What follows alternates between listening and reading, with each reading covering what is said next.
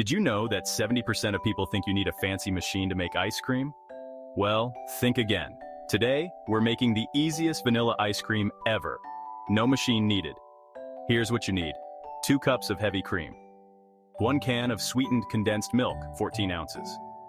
2 teaspoons of vanilla extract. First, whip your heavy cream until you see stiff peaks. Think clouds, but tastier.